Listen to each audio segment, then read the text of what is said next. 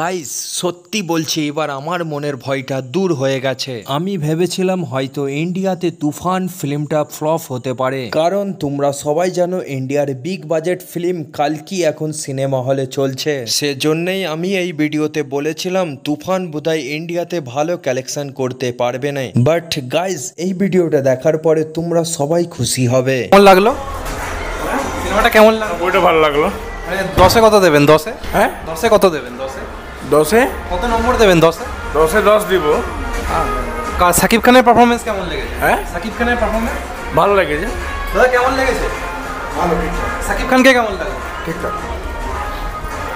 কেমন লেগেছে? দুর্দান্ত, সাকিব খানকে কেমন লাগলো? ভালো লাগলো। দাদা কেমন লেগেছে? কেমন লাগলো? ভালো। কেমন লাগলো দাদা? ভালো।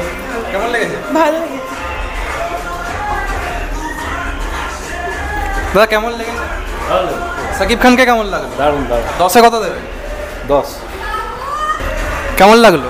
ভালোই লেগেছে, ওয়ান টাইম ওয়াচ। আর একবার ভালো একটা স্টেপ নেওয়া হয়েছে বাংলা ছবির জন্য, সাপোর্ট করা উচিত, দেখা উচিত ছবিটা। সবার রিকোয়েস্ট করবো সবাই দেখবেন, সাপোর্ট করবেন বাংলা ছবিকে। অনেকে যে নানা রকম বক্তব্য রাখছিল যে কেজিএফ তারপর এই ধরনের সিনেমাগুলোর সঙ্গে মিল রয়েছে বা বিভিন্ন ধরনের বক্তব্য রাখছিল, সেটার সঙ্গে তুমি কতটা মানে একমত? দেখো, মিল থাকা বড় কথা না, এগুলোকে ইন্সপিরেশনও বলে।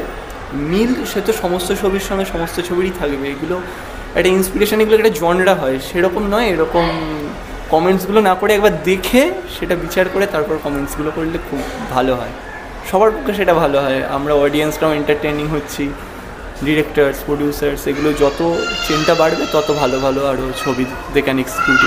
তো গাইস দেখতেই পাচ্ছ তুফানকে কত ফাটাফাটি রিভিউ দিচ্ছে কলকাতার দর্শকরা। ইন্ডিয়ার মানুষ খুব পছন্দ করছে তুফানকে। গাইস এবার ঝড় উঠবে ইন্ডিয়ার বক্স অফিসে, কারণ রিভিউ ভালো হলেই দর্শকরা ফিল্ম দেখতে যায়। তো গাইস এই ছিল তুফানের রিভিউ ভিডিওটা যদি ভালো লাগে অবশ্যই একটা লাইক করবে আর চ্যানেলকে সাবস্ক্রাইব করে আমাদের পাশে থাকবেন।